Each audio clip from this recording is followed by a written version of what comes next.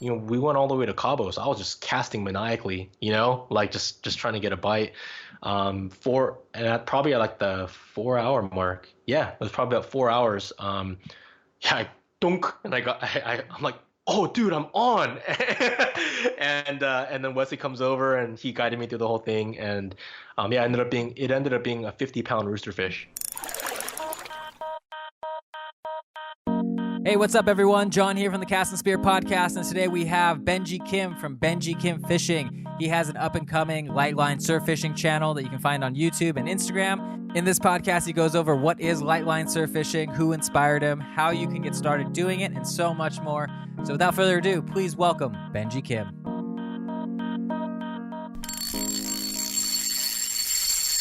My dad never took me fishing. He wasn't the outdoors type, but I started fishing when I was a kid with my two cousins, Andy and Richard. And my uncle, Richard's dad, would take us out. And I remember we went out as kids. We're probably like no more than 6 or 7 out to Lake Cuyamaca in San Diego. And my cousin Andy caught a largemouth bass on a night crawler off our little rental skiff. And it was somewhere around that time where that addiction was born, where just the love of chasing that tug. And for us, we were still in an age where you just drop us off at the park and we're like young kids. We probably shouldn't be dropped off there. And, taking our cheap, Walmart gear, the cheapest possible, and probably tying shoe knots, to tie our stuff. Like no one taught us anything. And we'd go to the regional parks, Irvine Regional. I lived 2 miles from Irvine Regional Park. And we go there and have bluegill catching contests, and then somewhere down the line, our parents took us up to the High Sierras, to Bishop area, and we do trout fishing, and that was crazy. We're like, oh my God, we're just catching stalkers, but it's like wide open up there.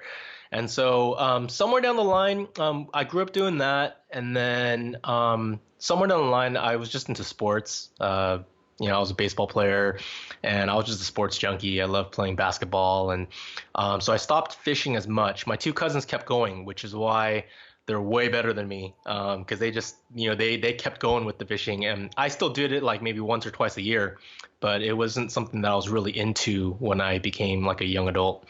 And then from there, I graduated from UC Irvine. Majored in English, and my dad was actually a preacher, so I'm a preacher's kid, and so that was actually what I was passionate about too. Just following my dad's footsteps. I grew up super religious, very conservative, conservative churchgoer, and so after I graduated, I actually got my master in divinity from seminary, and I became a preacher too. So Oh, wow. I did that for about 10 years. That was really like what my life calling was when I was a kid. It was like really what I was passionate about. And I really cared about the church and all that stuff. And so for about 10 years, I did that. I did it to the best of my ability, had some good times, had some bad times. And by the end, things at my organization, it was difficult, didn't end too well. Maybe similar to what you were telling me about, your startup experience. And I was burned out and disillusioned. And I still have my faith, but just wasn't sure that's what I want to do as my occupation. So that was probably about 6 years ago, I'm guessing, maybe about 6 years ago. And then after that, all my training was in nonprofit, and I have a master's in theology. Like, what do you do with that? Right. Right. And so it was around that time, probably around 6 years ago, where I was like, man, you know what I miss? I miss fishing. I just miss it. And so I called my cousin up and I'm like, yo, I want to get some better gear, better gear from when I was a kid, like set me up. Because by this time, his garage was filled with really nice stuff. And I was like, yo, hook me up, tell me what to get. And I just started fishing again. I picked up like one little decent combo, and I was hitting the local parks. And around that time, so during that transitional time in my life where I was disillusioned, I was kind of seeking out that hobby. And then I got into surf fishing because the local parks, I know guys are pretty good at fishing those parks, but to me, like it's high pressured and not the easiest fishing. And Irvine Lake at the time had closed down, and that was like the one local lake that I like to fish. And so I was like, dude, where do I fish? Like, where do I go? And it just hit me. It's like, oh, the beach. Like the beach is everywhere. And there's just so much real estate, and I feel like the possibilities are endless. So, yeah, I had never surf fished before. Like I had seen like some of my cousins do it. I had never surf fished before, and I'm like, yo, let's do, that's what I'm gonna start doing. And so that led me down the path. And I left my organization sort of simultaneous to that. And for about a 2-year period, I sold paint. I took a retail job as a management trainee, and I ran a Sherwin-Williams paint store for 2 years. I did well, like I hit President's Club, my first year as a manager, cleaned up. They offered me a promotion to become a sales rep. And it was in my President's Hotel suite at the end of that reward trip that I got, where they offered me the promotion and they needed an answer. I sat in my hotel room and I'm like, dude, I can't do this. I just can't keep going with this. I had three young kids at home. My wife works full time, and she also has a network marketing business that was starting to blow up. And for 2 years, we would argue because I'm like, dude, this is a waste of time. Why are you doing this? Why are you doing this? And she stuck with it, like despite all the arguments, despite the lack of profits, like she just grinded. And then we were starting to see money from it, like a decent amount where it was matching my salary in my 60-hour-a-week corporate job, retail job, So, and, I've got 3 little ones. We don't even know who was watching them. So I was like, yo, you know what? This isn't worth it. I think we could live off of what you're making right now in your day job and with this side gig. And so, yeah, I quit my job in that hotel room. I called my boss in the hotel room and said, yo, I'm not taking the promotion and I'm putting in my 2 weeks. That's awesome, man. Yeah, man. So props to her. Props to her for starting that and sticking with it. Yeah. The grind is real, and dude, it's impressive. Yeah, I've learned so much from watching her because neither of us have ever really been entrepreneurial. Like we've just grown up working for the man, and just working. And so for her to really push past all of those, you know what I'm talking about, all of those things that come up, obstacles, and just choosing to overcome, right? Because not everything works out. So she's really paved the way for that. And for me, as a stay-at-home dad, then it's just I do all the kid stuff, and in between that, I would just fish. And that first year and a half, 2 years, I was just fishing and trying to figure out surf fishing and the particular technique that I was learning how to do, and just fishing. And it was probably about a year and a half last December. I was like, yo, and all the business aspects and the possibilities of doing this, like as my vocation, career, and aiming to really make this a profitable thing where I could live off of it. It was always in the back of my head, like, oh man, I would love to start a YouTube, and how many people think that and never do it? And that was in my head. I should do it. I should start up an Instagram. I need to start, utilizing social media.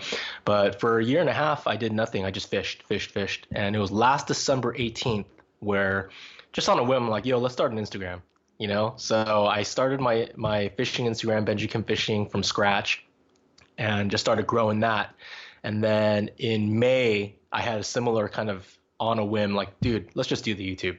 Like, let's just do it. And so put up a first like lame video, just to do it, Yeah. And coincidentally it was with my 2 cousins bass fishing, and it's cool. It's kind of brought us back together this past year since all 3 of us are still fishing now, and it was kind of from there. It's like, okay, the Instagram's been steadily growing. The YouTube is starting to grow, and it's starting to push. So it's like, hey, let's see this through and keep going. And so I've been able to meet, cool people like you. Hey, man. Yeah. Cool people like you. Well, my question is, when you were going fishing for that first year when you're watching your kids, did you bring them with you, or did you leave them with the grandparents and then you fished, or just wake up really early before the wife goes to work? How did you sneak that in? So I would, I make all the meals in my house. So wake up, cook breakfast, get them all to their respective schools. And then from the moment I dropped them off to school to the moment I had to pick the first one up, that's primarily my fishing time. Nice. That's when I would do it. And that's still what I do because I at a certain point, I think it's going to stretch us when I really want to take a step forward with what I'm doing. But for now, it's just been fitting it into our schedule in a way that doesn't affect any of them. You know what I'm saying? Hmm. Outside of me not cleaning when they're at school, but so And yeah. then for fishing, what have you learned in the while surf fishing? Um, there's fish out there, and there's big fish out there, and you just got to know how to target them. And I love the beach, and I love surf fishing because water is always changing, and it's one thing to go to a lake and figure out that lake, and pretty much it's always going to be like that, more or less. But the beach, you have to be adaptive. And so to me, that's where it really spurs my competitive side. It's like, yo, you really have to know what you're doing. You really have to adapt to the situations you really have to adapt to what it is that day. The weather, the wind, the tide, and the beach can change overnight, in terms of where the fish are holding. So it really brings out the hunter mentality. You really got to know where to go and figure out that bite. So Yeah, that's really fun. that's a good point, man. It's everything. There's so many variables for surf Right. fishing, just crazy, Right. and you have to learn how to read the water, find the troughs, the right bait, the right presenting the right bait for them. It's pretty crazy. So, what do you like to Yeah. go after? Do you like to go after corvina? Do you like to just sharks? What do you like to go? Right. So I actually specialize it's a pretty niche thing here in Southern California, but it's light line surf fishing. So we use ultralight gear, like salmon steelhead rods, super sensitive actions and tips. And there are guys that use 2 pound leaders, but I use 4 pound. I use pretty much exclusively 4 pound test, 4 pound leader, and I'll use like a 6 pound main line. But the species that really captured my heart and my passion was Corbina. And that was the one fish that I've spent now probably the past 4 years trying to figure out. And I would say that in the first 3 years, I had success, but not really. Like I caught a lot of them, but 100% of them were on the smaller side. What I Okay. mean by that is like 18 inches and below, but the mass majority of the Corbina I caught in those 3 years, like the entire time was, like 15 to 18 inches. And I probably caught a couple hundred of them, but I really wanted that 20-inch fish, and it wasn't until this year, 2019, where I started seeing results. So I don't know, like I think it's a combination of figuring it out, but it's all and also like luck, like, but I think that's hopefully what good fishermen do is they put the odds in their favor. So Yeah, absolutely. And I mean, you're getting the reps in, and that's the hardest yeah, part, right? Especially if you're yeah, getting to go during the week, where most people, are weekend warriors or whatnot. You're getting those reps, and you're able to get that feedback. Is there anything that you yeah. can shed some light on for some of the guys who might not be able to go as much, but not all your secrets, but do you have any kind of like Right, patterns that you're right. seeing? Yeah, for sure. I think the only thing that I probably am like hesitant to share is like spots, Oh, for and sure. that's like a whole debate that we can have a conversation. And I think we've had some conversations about that too, Oh, 100%. Yeah. Um, and I'm like in the middle, like I understand the whole like spot burning drama, but at the same time I'm on the other side too. It's like, yo, dude, calm down, So I'm a little bit of both. But yeah, when it comes to light line surf fishing, any kind of fishing really, I've always been told from the people that have mentored me, taught me how to fish and how to improve, nothing beats time on the water, right? So, but you just can't go out there like just mindlessly. You have to pay attention and learn techniques and try to apply them. And there's things that you learn while on the sand that you don't even know you're learning. But it's through that repetition of just time on the water. And I found that to be true. Nothing beats time on the water. It's to learn, and you also have to be actively learning. For me, I joined a Facebook surf fishing group, and hopefully it's okay that I make that plug. Yeah, dude, plug it away. It's Well, how can people yeah, find it? yeah, it's California Surf Anglers on Facebook, and I found that group just because I was searching. I wanted to learn. I was so hungry to learn knowledge. So there's different forums out there that were kind of dying, more antiquated and old school, And I found this Facebook group, and it had, I think, probably like over 5,000 members a couple years ago, and now it's over 7,400. And so for that first year and a half, I would comment, but I didn't have anything to post. I couldn't share any of my catches because I wasn't catching anything good. But I was just searching that group and following all the posts from more experienced guys that were just sharing their techniques on the Carolina rig, sand crabs, how to find sand crabs, what size hooks to use, what size weight to use, how to identify structure, right? Like, where do you learn that? You know, like that's not something that's readily available. It's out there, but you really got to search for it. So I would read all these things and I would see pictures and I would go on YouTube, and there was a couple of good ones on YouTube from people teaching you how to identify structure. And it makes sense to me cognitively at home, but it's another thing to go on the sand and like practice it, you know? So it's learning at home and then going out there and not knowing what you're doing, but just trying. You know? There's so much to unpack right there. Because I mean, I agree 100%. I watched a lot of videos from like Rich Troxler. He's like on the East Coast. And that guy, he does probably one of the best kind of like clinics when it comes to reading structure. But you can watch his video or you can look at the pictures. And it's like when you go out into the real world, you're just like, is that a trough? Is that a, what is that? I don't know. Until you fish it and you're like, you're actually catching something from it. You're like, okay, now I know what it is, you know, and you have to put in the homework yourself. No, that's very helpful. So you started, you know, eventually posting more and more of your catches, and that then people started to follow you more. Aren't you a moderator in that group or? Oh yeah, so California Surf Anglers. So I was just a member. I was just a nobody member that wasn't catching anything good. And the jealousy of watching people catch their big catches just fueled me. Like, dude, I gotta get out there.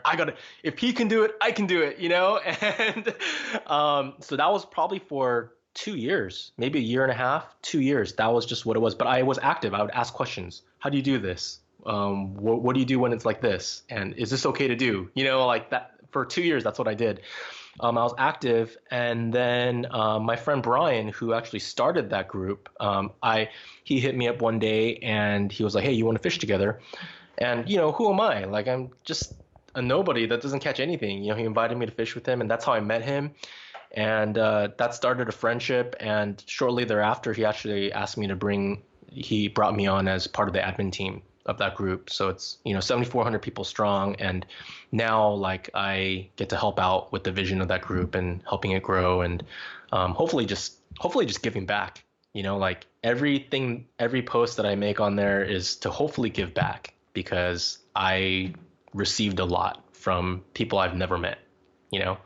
So. Absolutely. So what were the other forums that you used before you found that group? Because I know there's like SD Fish, there's SC Surf Fishing, but I haven't seen too many more specific in like the light line stuff. Yeah. SC Surf Fishing was the first forum I found, and there are a lot of old timers. I don't mean that in a bad way. I mean that in a reverential way. You know, old timers that have done it for a long time, extremely knowledgeable, a lot of kind people. I don't know the story of what went on. I've heard things here and there, but by the time I found that group, it wasn't that active. And so I'd be on there a lot, like probably a couple hours a day, just waiting for an update, you know? And somebody please answer me.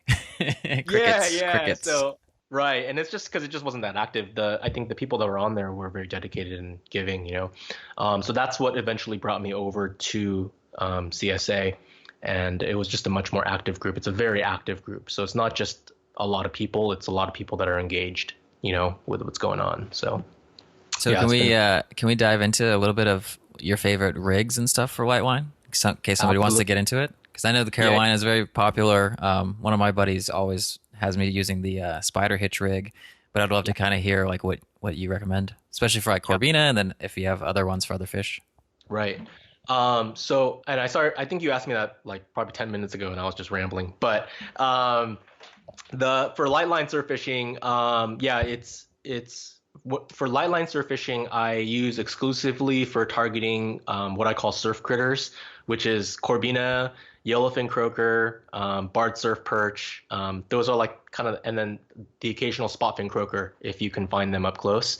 But those are like the surf critters that you can catch. I'm not bombing out with 12-foot rods with like 6-ounce weights. It's literally like just that front trough and that front break where we're targeting. But I use a Carolina rig exclusively when I'm lightline surf fishing. I'll use anywhere from an 8'6" medium light. One of my favorite rods that I use is a G Loomis E6X. It's a Stammen steelhead rod, and it's their base model. Still kind of pricey, but it's a fantastic rod for the application. I use anywhere from an 8'6" to like a 7'7" Phoenix feather for the rod. For a reel, I use Shimano Stratic 3000. You can easily get away with 2000 or 2500 series. That's probably more ideal. Probably 2500 is a sweet spot for a reel size. And then Carolina rig exclusively, I'll use a size 12 barrel swivel, and I'll use anywhere from a 1/8 ounce bullet weight or an egg sinker up to maybe a 3/4 if the conditions are really, really strong. And that applies for Orange County, like Southern California, because our beaches are a little bit more forgiving. But yeah, and then I'll use a 4-pound leader. And right now I'm using a size 8 owner mosquito hook when I'm targeting Corbina. And I know guys that use size 10, sometimes even 12, which is like kind of crazy. So tiny. Yeah. So that's what I do. With the leader, I'll use anywhere from 12 to 18 inches of leader. And for Corbina, for like those critters, I'm almost always using sand crabs when they're available. And I like using artificials. We could talk about halibut fishing too. That's another one that's, oh man, that's driven me crazy for the past couple of years. But from the light line thing, I just use sand crabs. And I think the real fishermen out there are probably like, oh, you can't use live bait. But for Corbina, it gets a pass because they're so hard to get to bite. For the leader, are you using mono or fluoro? I've switched up to exclusively fluoro. Cool. So right now, I'm kind of at a place where I want to use the best stuff. And so my Top Shot, I use a 6-pound Top Shot. It's called Seaguar R18, and it's not really available out here, but you can pick it up on Amazon. It's a little bit more of expensive line, but I like it because fluoro. The knock on fluoro is the memory, and it can be real stiff and doesn't have the flex that you need. And so I like the R18 because it has stretch. It's almost reminds me of mono. It can stretch on you, and so it gives me that. Because a lot of guys, what they'll use is they'll use fluoro and they'll use like a shock leader, like a mono shock leader, because when you're setting the hook on such a light line on a quality fish, you're gonna snap off if you don't have that flexibility. So I use R18 for my Top Shot, and then I use Seaguar Tatsu for my leader, and that's my 4-pound. So just want to have like the best line because for me right now at this stage in my light line fishing career, it's all about getting that one bite, and I want it to be a quality fish. And so if I do get that one bite, like I want to make sure I have a chance of getting them in. Absolutely. What color bead do you use? I use orange and clear. And to be honest with you, I've heard a lot of different theories. The orange mimics eggs, and different things like that. I honestly don't know. You haven't seen a difference in terms of like bite ratio or whatever? Not for me. And if there are some stats out there, I haven't been taking notes. I used orange most of the past 4 years, and I recently, like 6 months ago, bought a pack of clear glass beads, just cause. And I haven't seen an adverse effect. I get bit the same, in my opinion. So, but that's just me. There might be more to it than that. That's good to know. And then, so you're talking about halibut. So that thing's been giving you a lot of problems. Are you going after with bait, or are you going with like the Lucky Craft, or? Yeah, so that's where I'm like a contradiction, because I know that with halibut, if you use live bait, and my buddy Victor, he slays halibut on live bait. He catches smelt like off the piers, and he just uses them, and it's like it's not automatic, but it increases your chances of getting bit like exponentially. But for halibut, like I'm almost exclusively on artificials. So yeah, whether it be the drop shot or a jig head or the Lucky Craft. Those are the three ways I target them. I just chuckle with halibut because that was another thing that simultaneously fed my addiction. I was chasing Corbina, and then I accidentally caught like a 12-inch halibut. This was 4 years ago on a gulp camo worm. And I was like, what? There's halibut here? And I was like, yo, I'm going to catch a legal. It took me 2 years to catch a legal halibut. They're hard, man. I mean, they're hard fish. So definitely there's a method to the madness. And I think I've been told once you catch your first one, it's a lot easier to catch second. So I've caught a few this year, few legals. And but my first legal halibut was in March. So, after 2 years of grinding, yeah. Congrats. Do you keep them, or are you all strictly catch and release? Yeah, I've up to this year, up to about like I think a month and a half ago, I released 100% of my fish. As I was standing on my high horse, but just because I don't know, I didn't want to go through the trouble, and I do respect the fishery and believe in sustaining our local waters. So yeah, I never kept a single one, but I caught a legal halibut I think in October, and I kept that one, and I made a catch and cook with that one, and I just thought it'd be fun, just to do it, and so kept that one, and then I caught a white sea bass I think like a month ago, and that one was legal, and I've been told over and over that they're the best tasting fish, so made a catch and cook with that one too. Well, dude, let's go into that because I think you did back-to-back white sea bass from shore, which is a feat in itself. Can you talk a little bit about that? Oh man, oh yeah. So the way that you catch white sea bass is, I have no idea, man. Yeah. Get lucky. No. It's lucky and time on the water, and again, it's putting the odds in your favor, right? It was luck because I didn't know that white sea bass were holding where I was fishing, and for me, I've always seen white sea bass from pictures on Instagram, and it's like every once in a while someone's holding like this big old ghost, and for me I didn't even ever have the thought like, oh, I would love to catch one, because I don't know the first thing about how I would target them from the shore. That people are really secretive about it, especially from the surf. It's one thing to go out to Catalina and drop a whole squid, right?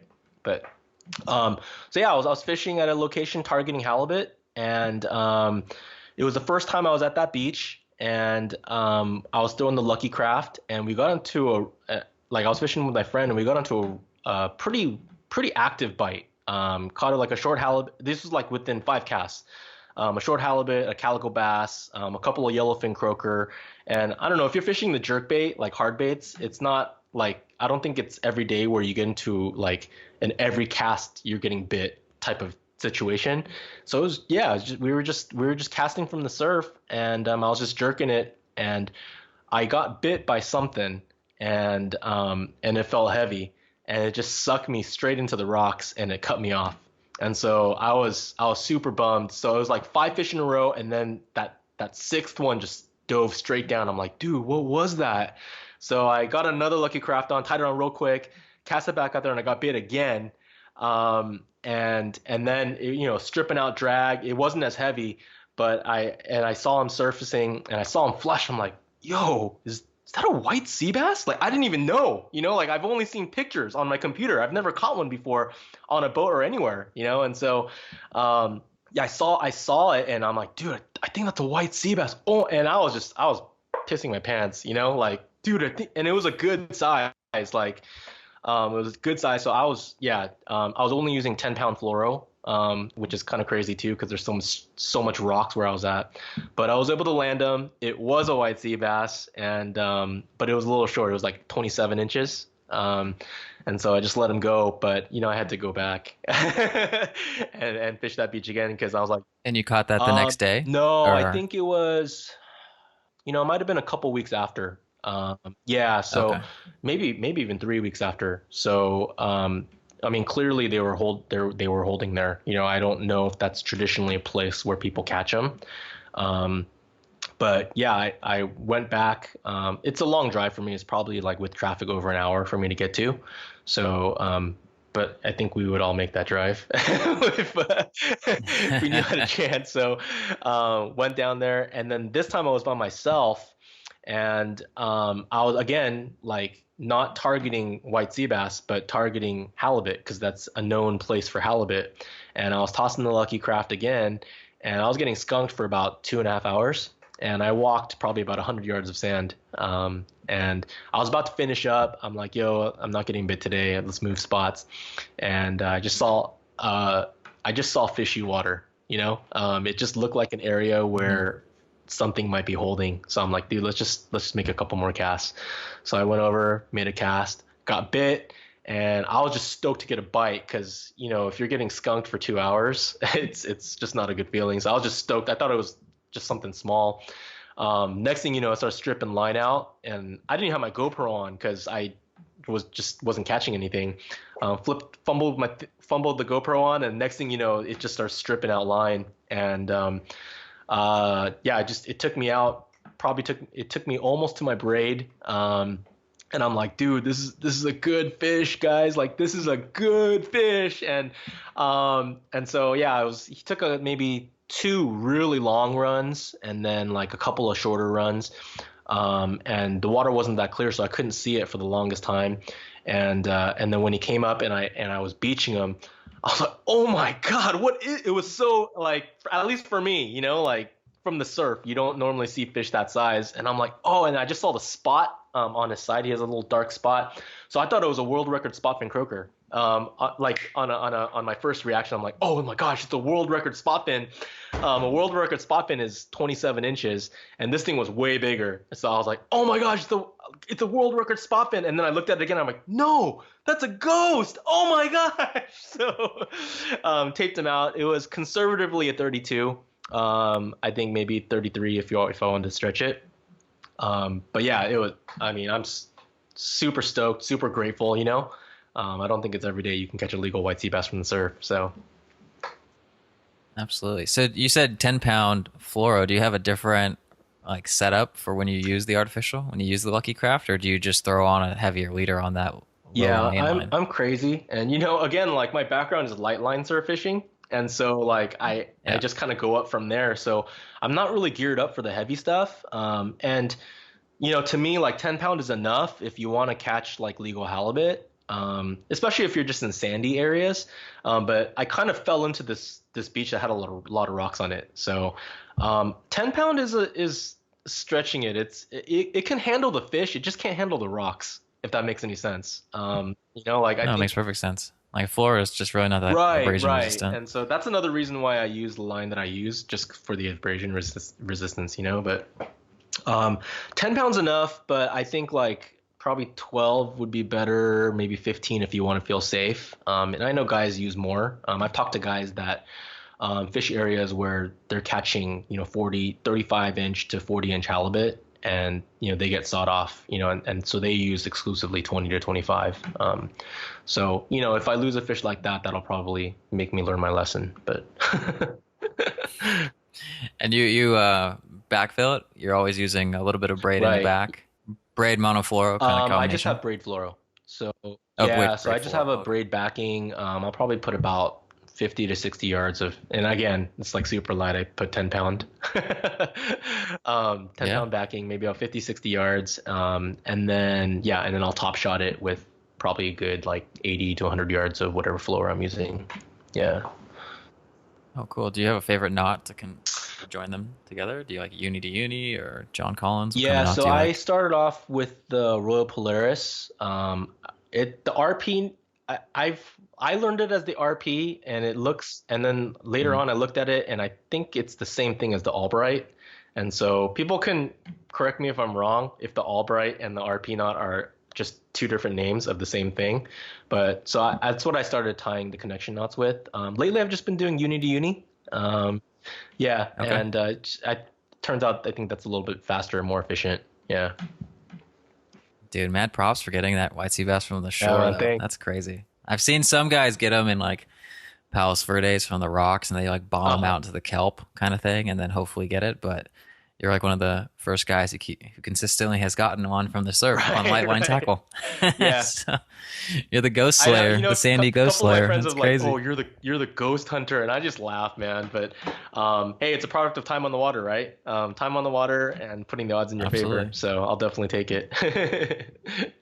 So let's switch over to a little bit about how you got started with your YouTube channel. Like, is there any lessons learned from trying to build a community on there? And maybe has everybody been pretty welcoming, or any haters, or how does that Yeah. whole thing work? So I made the decision to do it. And I think one of the things that prevented me from starting my YouTube channel earlier was just knowing that as you grow, there are going to be haters. Um, and I'm a people pleaser. I can be sensitive, so it's not something that I really like dealing with. I think as I've gotten older, my skin's gotten a little thicker.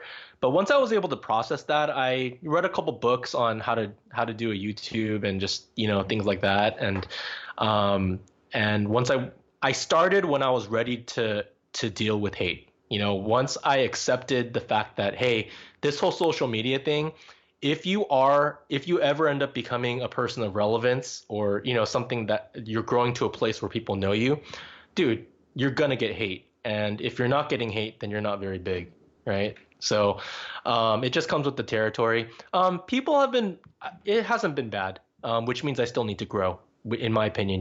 Like, I think, like, if I go a long time without a negative comment or something that's challenging, like challenging feedback, then I'm like, oh, I must not be growing fast enough, right? So that's, but not too much, negativity yet. Here, a couple I've had in the online world, but that's just social media.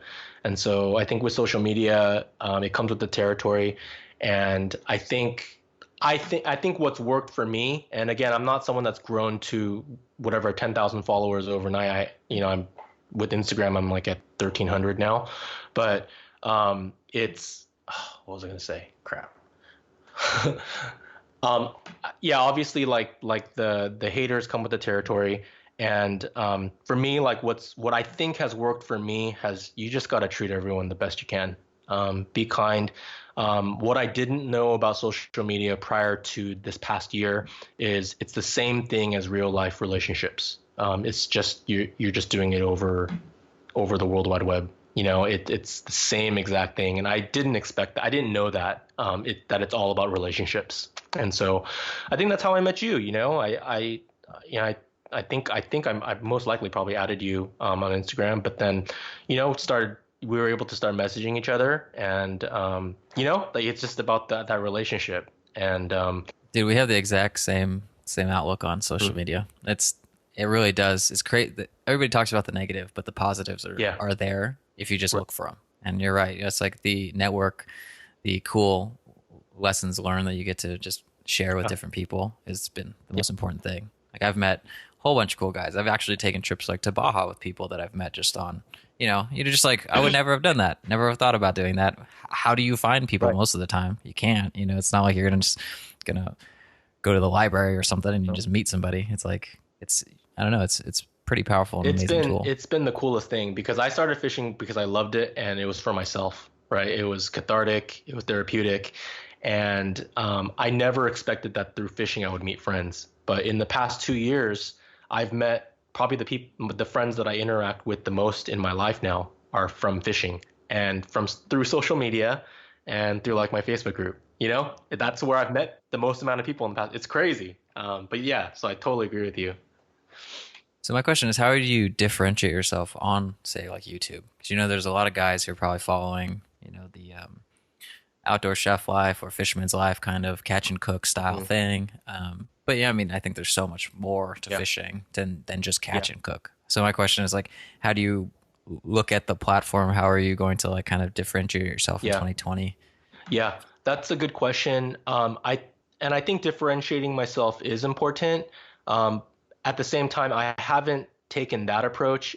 I think from what I've read, and I tend to agree with, and it makes sense to me, is to be the best version, to be the most authentic version of myself, and to make sure that that's what's shown. And secondly, it's a constant reminder on social media, and YouTube and any social media platform is, it's not to showcase what a great fisherman I am, because then my YouTube would fail because I'm not that good. It's not to showcase, oh yeah, look at me and fluff my feathers and show off, like, these amazing catches.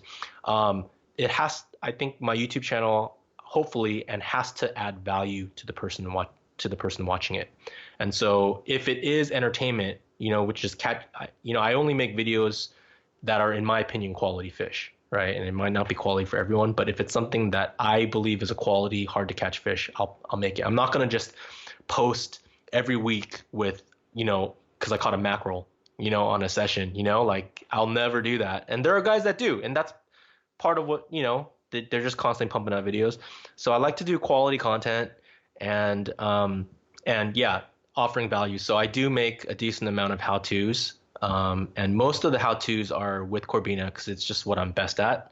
And I feel like it's a niche category of fishing that I would love to see grow and flourish and become more popular.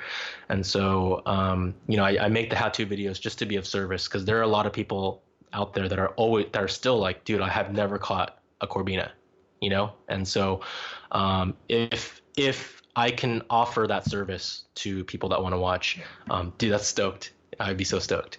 Yeah. Do you ever take anybody out? Do anybody hit you up and be like, hey man, take me?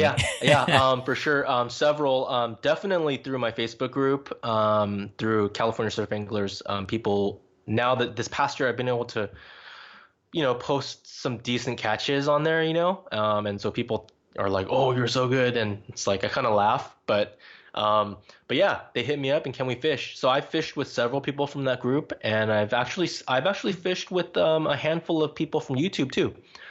People that have hit me up from there, and they seem nice. I just got to go through my own inner vetting process to make sure that it's someone I feel safe meeting up with, and but I'm more than happy to do that, and I think that's part of the relationship. That's part of what we do, right? It's not just putting things on video, but it's like, yo, I welcome you into this community, and you're taking your time, which is limited, to engage with me. Like, dude, I'd love to give back if I can, Yeah. Didn't you go down to Cabo and hang out with Cabo Surf? Yeah, man. Caster? Dude, hitting up roosterfish or something? What was that about? I had seen Wesley, the Cabo Surf caster, on YouTube, and I think almost everyone has probably seen his YouTube because his videos are so sick. So I had seen them years ago, and it was always a dream for me to so since I saw his video from years ago, I'm like, dude, I would love to catch a rooster. And he makes it seem so easy, right? Because it's like YouTube's a highlight reel. It's like, dude, this guy's just catching them like left and right. And so, yeah, last year we booked a family vacation to Cabo, and with the intent of me spending a morning with Wesley. Yeah.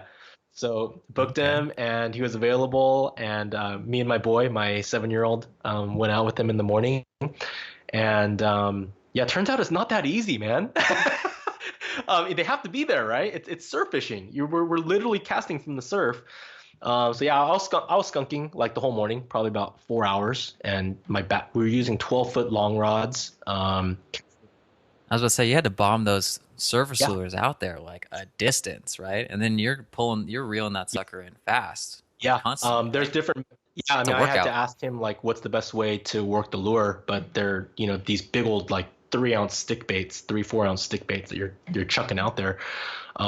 Yeah, so probably at 4 hours, and I was just, I mean, dude, we went all the way to Cabo, so I was just casting maniacally, just trying to get a bite. And probably at the 4-hour mark. Yeah, it was probably about 4 hours. Yeah, I dunk, and I'm like, oh, dude, I'm on. And then Wesley comes over, and he guided me through the whole thing, and yeah, it ended up being a 50-pound roosterfish. 50 pounds, man. That, and again, dude, it was, yeah, I mean, Wesley was there, and his videographer was there, and his videographer was like, yeah, that's the biggest one that we've seen caught that has been caught up to that year, so I know they're not always that big either, so just super lucky and grateful to have had that fish decide to bite my lure. That's impressive. Did you get that on film? Is that on your YouTube as well? It is. So yeah, I that's one of my favorite episodes. And again, it was newer. It was still when I was newer to my channel, so I didn't really, but I'm proud of it, and yeah, so that's definitely on my channel. That's cool. So I'll put a link to Wesley's stuff in the show notes so people can find that, because that stoke is real. He has some crazy, not just roosterfish. He's pulling mahi. He's pulling whatever. Baja's magical place. And you dive down there too, right? Yeah, I haven't dove in Cabo per se. I've dove in pretty much Bay of LA and Turtle Bay area. So one's in the Sea of Cortez, one's on the Pacific side. Those are the two general spots that I go. But I like Mexico. I've been to Tulum. I've spearfished in Tulum. But it's crazy because you go down there and it's almost like an aquarium. Like whereas like you dive here in Southern California, it's nice. I mean, you see calico, sheephead, you see different kind of the perch near the reef. If you get lucky and you're in Catalina, you'll see like white sea bass or yellowtail. But then when you go down to Baja, it's just like grouper, yellowtail. They're monsters. They're tornadoing you. It's like snapper, this, that, whatever you want. Triggerfish, parrotfish. It's like, holy cow, man. That's amazing. It's another, you got to come down with me to Baja one of these times, dude. Blow your mind. I'm down, man. Sick, man. Do you have any resources for people? Any good books that you like to read or people they should reach out to as well? The book that kind of started me down the road of surf fishing and specifically light line surf fishing was a book by Bill Varney, and it's called The Light Line Surf Revolution, I believe. And I just saw it at my local tackle shop, and I'm like, oh, this looks helpful, and opened it up and purchased it, and that's what got me started. And so that's a good resource. I think you could probably find it on Amazon. I'm not sure. But yeah. And so, I think Bill is definitely kind of in some ways the pioneer of light line surf fishing. At least in terms of name value. I don't know, in terms of like all the politics behind it, but he definitely is a name that most of us identify with. Have you fished with him? I haven't. I've been in contact with him. And so I don't think he's local now. I think he moves in and out of state, and I'm not trying to speak for you, Bill, but, okay. But yeah, so my CPA actually used to office with him. And so that's how I got the connection.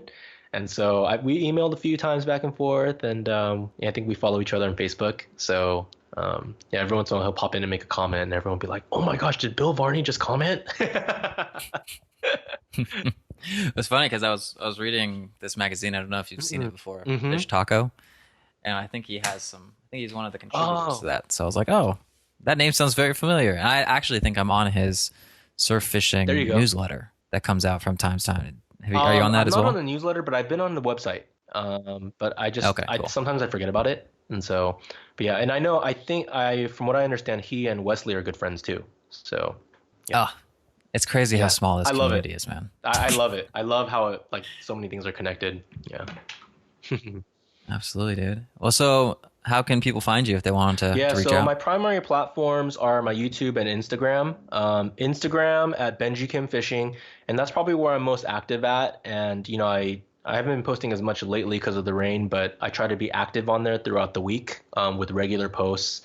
And then on my YouTube at Benjie Kim Fishing. So those are my two main platforms. And January 2020 is a goal for me to get my website up, and that'll be at benjiekimfishing.com. But I'll probably need to pick your brain, and I'm working with some other people to help me out with it because I'm very website illiterate. So looking to launch that up in early 2020 and get that rolling out too. Well, whatever I can do to help, man, just let me know. And then the last question I like to ask is, and I know you touched on it a little bit in the beginning, but why do you fish? Oh, dude. So many different reasons. I fish because, I fish on a personal level. I fish because it's therapeutic for me. I think when on a day-to-day, week-to-week grind, the everyday life, even the stuff I love, my family, the responsibilities and all that stuff. I think when I hit the water and my feet hit the sand, something changes in my brain and in just the way I feel. And no one wants to skunk, but even if you're having a bad day of fishing, it really clears my mind. And so it's just I found it to be extremely healthy and positive activity for me personally. Secondly, it's just another way to give back and to serve. It's just a context, and whatever we're doing, I do believe that we're called to serve and to make other people's lives better, happier. Make this world a positive place. And so it's just the vehicle that I'm able to do something that I'm passionate about to hopefully leave it more positive than where I found it, and to just be helpful and kind because, come on, man, this world is a brutal place. It can get pretty ugly, and it can get nasty, and we're all of us are dealing with things in our personal lives, it's hard. And so for it to be a respite for myself as well as for my fellow anglers. Oh man, I love it. Really appreciate that answer, and keep giving us the stoke, Do man. my best. Keep catching those cool fish. Do my best, man. Thanks for having me. Well, that does it for this episode of the podcast. I hope you enjoyed it as much as I did. Can't wait to go surf fishing with you in the future, Benjie. Actually, I owe him a spearfishing trip, so we're going to do that first. Maybe we'll do a little joint surf fishing, spearfishing day and record it. So that would be really cool, and we'll share it with you guys. If you haven't already done so, please go to Apple Podcasts and leave me a comment with your favorite fish or the one that you want to catch this season. And if you haven't already done so as well, please share this podcast episode with one of your friends. Keep those lines tight, everyone. See ya.